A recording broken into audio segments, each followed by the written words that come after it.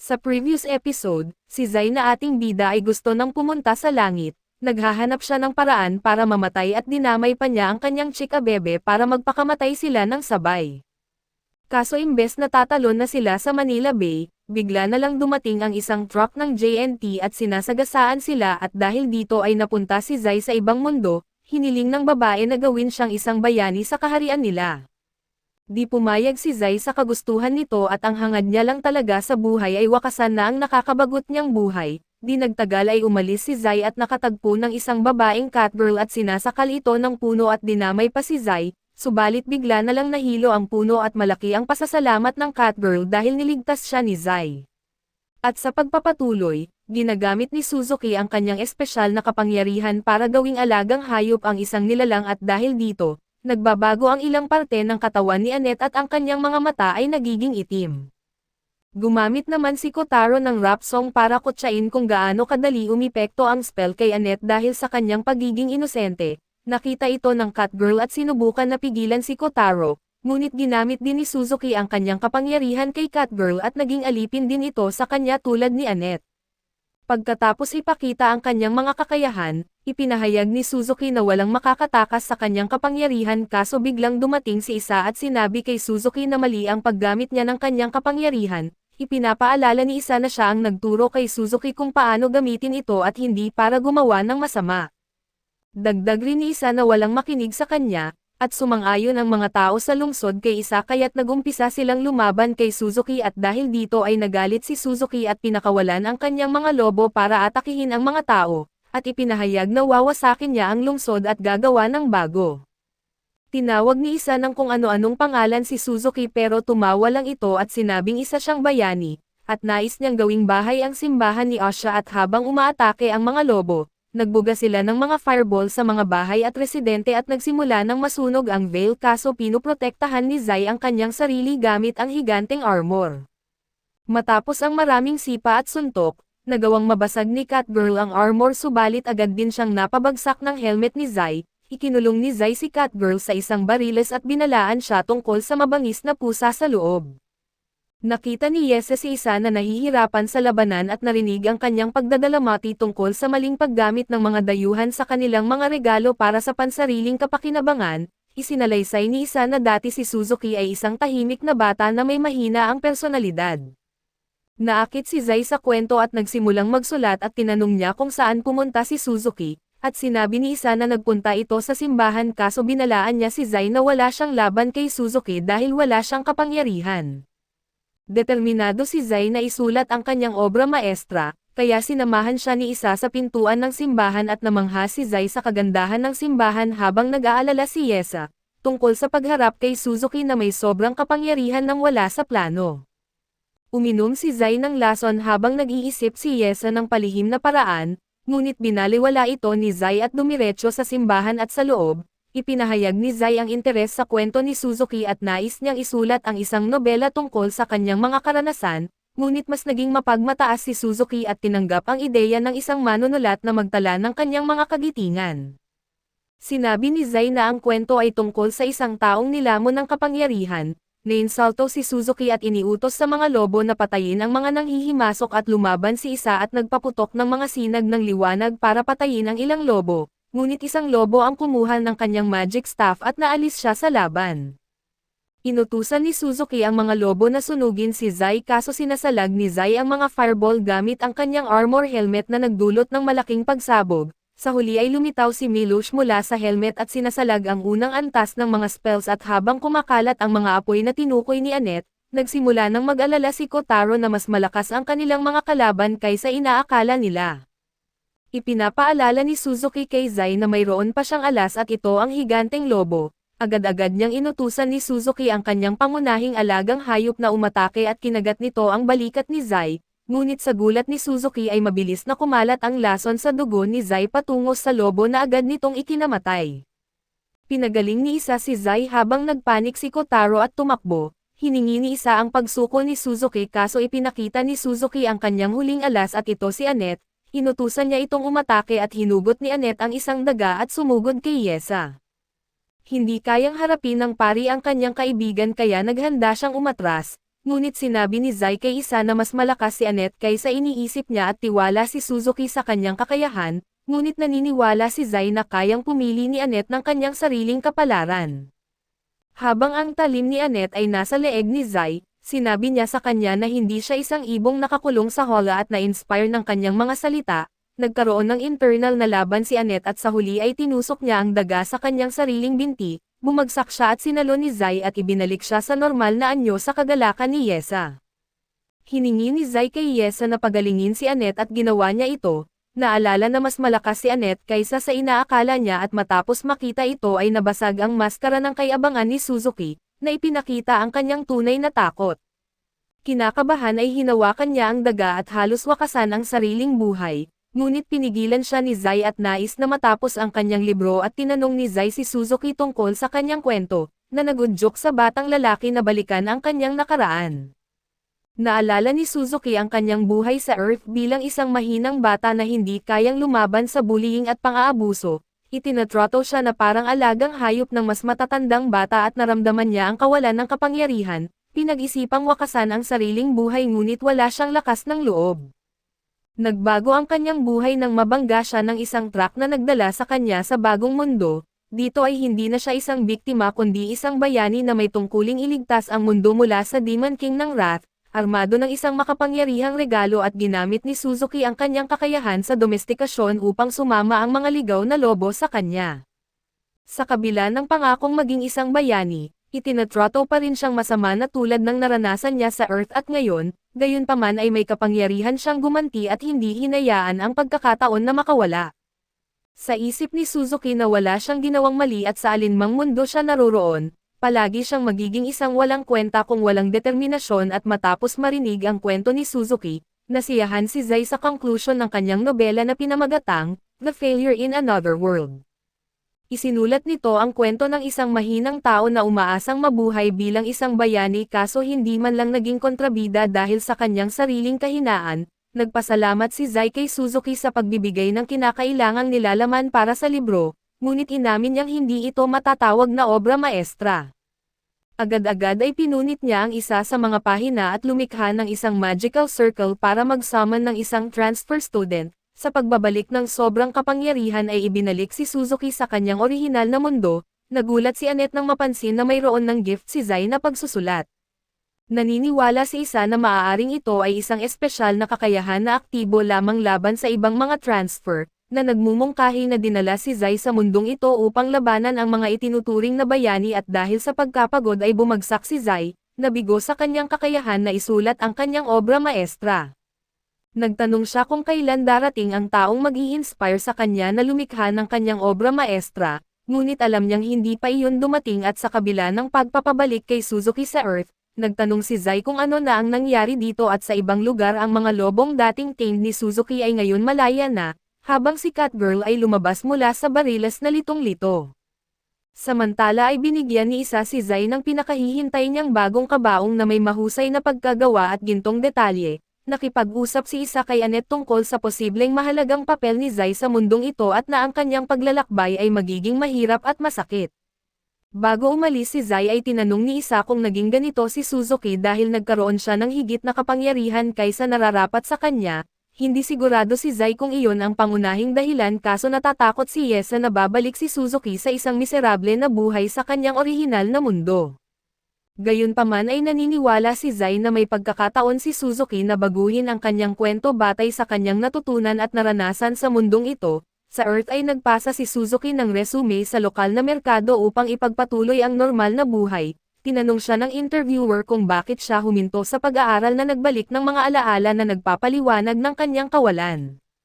Napansin ng interviewer ang kanyang anxiety at naintindihan na ito'y isang sensitibo na paksa at kaya't binigyan siya ng pagkakataon na magsimula ng trabaho kinabukasan. Habang palabas ng merkado ay naramdaman ni Suzuki ang lamig ng nyebe at ang simoy ng hangin. Inuunat niya ang kanyang mga kamay upang pahalagahan ang pagkatunaw ng mga snowflake sa kanyang balat. Pagkaalis ni Zai at ng iba pa ay pumunta si isa sa punong himpilan ng simbahan upang iulat ang mga kamakailang pangyayari. Pagdating niya ay napansin niya ang isang kasamahan niya na si Wolf, na umiinom at pinapawi ang lahat ng kanyang kalungkutan. Nabigla siya na umiinom ito ng maaga pa lamang kaso sabi ni Wolf, kailangan niya iyon dahil mas stressful ang trabaho niya kaysa kay isa at habang si Aisha ay nakikitungo sa ibang tao na katulad niya, si Wolf naman ay napipilitang makitungo sa mga duwende na mayroong masamang amoy. Bago pa man makapagsalita pa si Wolf ng masama tungkol sa mga duwende ay pumasok si Ellen at sinabihan si Wolf na mali ang kanyang sinasabi, lalo na't siya ay isang obispo at sang-ayon na humingi ng paumanhin si Wolf pero bahagyang ininsulto rin si Ellen dahil siya ay isang goblin na obispo habang karamihan ng mga obispo ay mga elf. Hindi gaanong nainsulto si Ellen at sinabing mas masama ang asal ni Wolf kaysa sa mga duwende na kinamumuhian niya. Nagpantig ang tenga ni Wolf kaya hinamon niya si Ellen na subukang makitungo sa mga duwende buong araw at tingnan kung hindi rin siya magiging racist pagkatapos nyon. Bigla silang napatigil nang dumating si Cardinal Miller at sinabihan na tumigil sa pagtatalo at umupo para simulan ang pagpupulong. Humingi ng paumanhin si Miller sa pagtawag sa kanila ng biglaan at nais niyang simulan ang pagpupulong sa pamamagitan ng mga ulat mula sa bawat rehiyon. Napansin niyang may kulang, ngunit bago pa siya makapagsalita ay dumating ang isa pang obispo at bumagsak sa harap nila. Walang ideya ang lahat kung sino ang bagong dumating at kaya't ipinakilala siya ni Miller bilang bagong obispo ng Western Temple na pumalit kay Annette. Naupo silang lahat at sinimulan ng mga obispo ang kanilang ulat at simula kay Ara. Ipinakilala ni Ara ang sarili bilang kapalit ni Annette at iniulat na walang kapansin-pansing nangyari sa kanyang rehiyon. Binanggit ng kardinal na narinig niyang namana ni Prinsesa Charlotte ang trono kamakailan at tila mahalaga iyon, kaya humingi ng paumanhin si Ara sa hindi pagbanggit nito. Habang sinusubukan ni Ara na hindi masibak, sinisingitan siya ng ulat ni Goblin Obispo Ellen at sinabi niya na puro kapayapaan ang kanilang rehiyon kaya wala siyang masyadong ulat. Sunod na nagulat si Wolf tungkol sa kanyang teritoryo na nasa kalagitnaan ng kawalan pero ayos naman ito. May mga minsang alitan sa pagitan ng mga duwende, pero normal na iyon kaya wala dapat ikabahala at sunod si Aisha at siya ay may masama na balita. Kamakailan lang ay isang dayuhan ang nagwala sa kanyang rehiyon at sinira ang kalahati ng bayan ng Ville, kasalukuyan niyang inaayos ang bayan upang maibalik ito sa normal. Dahil sa usapin ng mga dayuhan, tinawag ni Miller ang pagpupulong na ito at ayon sa kanya, isang linggo na ang nakalipas nang matalo ang madilim na Panginoon ng isang grupo ng mga dayuhan at dahil dito, nagdesisyon ang Papa na selyuhan ang mga magic circle na nagkokonekta sa mundong ito sa iba at inilagay si Tropcon sa walang katapusang bayad na live. Masaya si Elton na tapos na ang laban sa madilim na Panginoon pero may banta pa rin sa mundong ito. Ang 7 dayuhan na tumalo sa madilim na Panginoon ay inangkin ang lupain na minsang pinamumunuan ng madilim na Panginoon bilang kanilang sarili. Nakakatanggap ng deklarasyon mula sa 7 ito ang Papa na nagsasaad na gagawin nilang perpektong utopia ang Esberg. Tila ito'y isang deklarasyon ng digmaan at labis na nababahala ang Papa sa kanilang banta dahil ang mga dayuhan ay inaasahang mga anghel, na isinugo mula sa itaas upang iligtas ang mundong ito at tunay na mahalaga sila sa kanya. Gayunpaman, ngayon ay bumaliktad sila laban sa kanya at kailangan ng simbahan na maghanda sa paparating na panganib. Kailangan din nilang alalahanin ang mga dayuhan na nagdudulot ng kaguluhan sa bawat rehiyon at ang anak ng madilim na Panginoon na nawawala mula sa kanyang kastilyo. Wala sa kanila ang nag-akala na darating ang araw na ang mga dayuhan ay magiging kalaban ng simbahan at kung magtulungan sila, ang mga dayuhan ay magiging mas malaking banta kaysa sa madilim na Panginoon. Nag-aalala si Ara kung paano nila haharapin ang mga malalakas na tao na ito pero may ideya si Aisha kung paano nila ito mapapangasiwaan. Ipinaalam niya sa iba na may isang partikular na dayuhan na nagamit ang kanyang kakayahan upang maipabalik ang isa pang dayuhan sa kanyang sariling mundo. Nabigla ang iba sa balitang ito pero kung tama ang hinala ni isa, magagawa nilang maipabalik ang mga dayuhan sa kanilang sariling mga mundo gamit ang kakayahan ni Zai. Bigla namang dumating ang Papa na ikinagulat ng lahat at tuwang-tuwa siya sa balitang ito. Tinanong niya si isa na ipaliwanag ang mga detalye ng tao na ito at samantala, sa teritoryo ng madilim na Panginoon ay 2 sa 7 dayuhan na tumalo sa madilim na Panginoon ang nananatili sa kastilyo habang ang 5 ay naglakbay sa iba't ibang rehiyon upang angkinan ito para sa kanilang bagong imperyo. Ang 2 naiwan ay sabik na makita kung ano ang mangyayari sa mundong ito. Sa pagbabalik kina Zai at iba pa ay sa wakas ay nakarating sila sa kanilang destinasyon at tuwang-tuwa si Catgirl na makakatulog na muli sa kama. Ngunit bigla siyang nakatanggap ng abiso mula sa kanyang sistema na dahil sa lahat ng kanyang pagsisikap ay umakyat ang kanyang antas sa level 17. Masaya siyang umakyat ang antas niya pero hindi siya masaya kung paano ito nangyari. Sa ngayon ay iniisip ni Ana na dapat silang magsimula sa paghahanap ng matutuluyan para sa gabi at biglang may narinig silang boses na nagsabi na may magandang tuluyan sa kalsada. Napapatingala si Annette at nakita ang isang batang lalaki na nakaupo sa karatula at nag-alok ng impormasyon upang tulungan siyang mag-navigate sa bayan dahil siya'y bago dito. Sinabi ng bata na may serbisyong hero dispatch sa bayang ito kung saan ang mga dayuhan ay sumasama sa mga grupo na walang kumpiyansa sa kanilang kakayahan sa misyon, tinitiyak ang kanilang kaligtasan at ginagawang maayos ang misyon.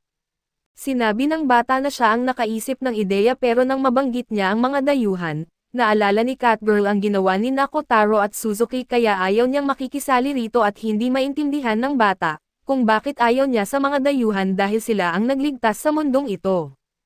Pero sinabi ng bata na kung interesado sila, maaari niyang ipakilala agad ang isang dayuhan kapalit ng maliit na bayad at humingi siya ng 40,000 geno para sa pagpapakilala kaso sinabi ni Catgirl na ayaw nila dahil ayaw niyang magsayang ng pera. Gayunpaman ay masaya si Annette na magbigay ng ganitong halaga kung makakakuha siya ng malakas na bayani para mapanatiling ligtas si Zai. Akala ng bata na ang tinutukoy ni Annette ay pagbabantay sa kabaong kaya nagsimula siyang magbigay ng talumpati tungkol sa pagpapahalaga ng patay sa kanyang katawan, biglang lumabas si Zai mula sa kabaong at sinabing hindi pa siya patay pero sana ay patay na siya. Natakot ang bata pero sinabi ni Catgirl na kahit ano ang hitsura ni Zai, isa pa rin siyang bayani at di naniniwala ang bata at mabilis na kinuha ang pera mula kay Annette at sinabing dadalhin niya ang bayani sa kanilang tuluyan mamayang gabi. Kahit na hindi sang-ayon si Catgirl sa ideya noong una, inamin niyang masarap magkaroon ng malakas na bayani sa kanilang grupo dahil ibig sabihin nito ay hindi na niya kailangang hilahin ang kabaong, pero si Annette naman ay nasisiyahan sa paghila ng kabaong. Kinagabihan ay naghihintay silang lahat sa tuluyan para kay Noor na dumating ayon sa kanyang sinabi, binanggit ni Zai kay Annette na hindi darating ang batang iyon sa anumang oras at sa madaling salita ay naloko siya. Narinig ito ng innkeeper at tinanong si Annette kung naghihintay siya sa isang batang nagngangalang Noor. Nang kumpirmahin ito, sinabi ng innkeeper na si Noor ay kilala sa lugar na iyon bilang isang batang manloloko at hindi pa siya nakikilala kahit isang bayani, kaya't walang paraan na maipapakilala niya si Annette sa isang bayani gaya ng sinabi niya. Labis na nadismaya si Annette dahil nawalan siya ng 40,000 geno. Kaya sinubukan ni Catgirl na mapakalma siya at nais malaman ni Zai ng kaunti patungkol kay Noor kaya't ipinaliwanag ng innkeeper na si Noor ay isang ulilang bata na dumating na lamang sa bayan isang araw at mula noon, namumuhay siya sa pamamagitan ng panloloko sa mga hindi nagdududang manlalakbay na pumapasok sa bayan. Siya ay isang abala sa bayan, pero minsan hindi mapigilan ng innkeeper na maawa sa kanya dahil wala siyang magulang na magtatama sa kanya at siya ay nag-iisa. Samantala ay nakaupo si Noor sa ilalim ng isang tulay at nakatitig sa isang lumang espada kaso ilang sandali lang ay dinala siya ng mga hindi kilalang kidnapper. Dinala siya sa isang abandonadong kamalig kung saan kinuha nila ang lahat ng perang naloko ni Noor sa kanyang pamamalagi bilang isang manloloko. Tinanong ni Noor kung ano ang balak nilang gawin sa kanya at may masama na balak sa mga mata ng tatlong lalaki kaya sinubukan ni Noor na mag-bluff. At sinabing ang kanyang kaibigang bayani ay maghihiganti sa kanila kung sasaktan nila siya. Pero hindi na bahala ang mga lalaki dahil alam nilang hindi pa nakikilala ni Noor kahit isang bayani, isa sa kanila ay may kakayahan na tumawag ng isang makapangyarihang pana at dahil si Noor ay walang ingat na ginagamit ang pangalan ng mga bayani upang manloko ng tao, paparusahan siya ng isa sa kanila sa pamamagitan ng pana sa ulo. Hindi makapaniwala si Noor na ang mga bayani na kanyang hinangaan ay talagang mga masama, pero tinanggap niya ito at hinintay ang kanyang kamatayan. Gayunpaman sa huling segundo, dumating si Zai at itinulak ang kamay ng mamamana kaya't ang pana ay tumama sa tuhod ng metal na lalaki. Sinabi ni Zai sa kanila na wala silang karapatang tawaging bayani kapag kumikilos sila ng ganito.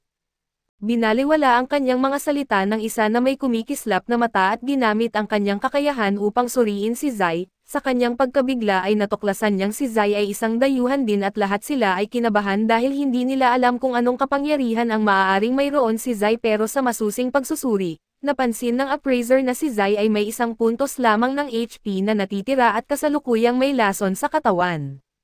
Dahil dito ay kumalma ang mamamana dahil inisip niyang madali niyang matatalo si Zai. Pero nang marinig niya na sinabing tatapusin siya ng mamamana, tumaas ang kanyang interes at nagsimula siyang maglakad patungo sa kanila.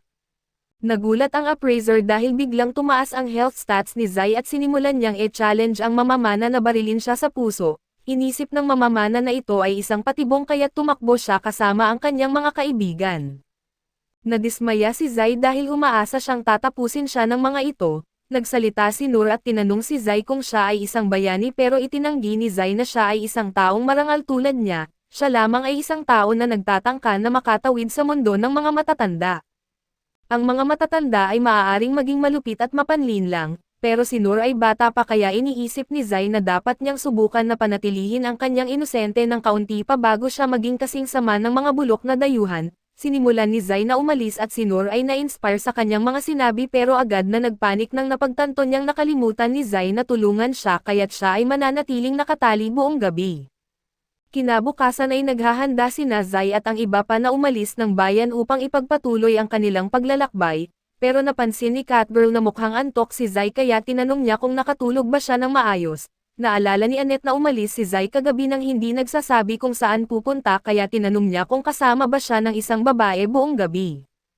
Hindi sumagot si Zai maliban sa pagsasabi na masaya ang kanyang gabi at si Annette ay umiiyak sa posibilidad na may ibang babae na kasama si Zai. Ngunit bigla silang naabala ni Noor na nagsabing dapat na silang magmadali upang lahat ay makaalis na. Nang makilala siya ni Catgirl, nagsimula siyang sumigaw na ibalik ang kanilang pera dahil sa panloloko, pero iginiit ni Noor na hindi siya nagsinungaling dahil dinala niya nga ang isang bayani upang sumali sa kanilang grupo at siya iyon, kahit hindi siya masyadong malakas. Kaso dito muna matatapos ang ating recap, salamat sa inyong panonood hanggang sa muli.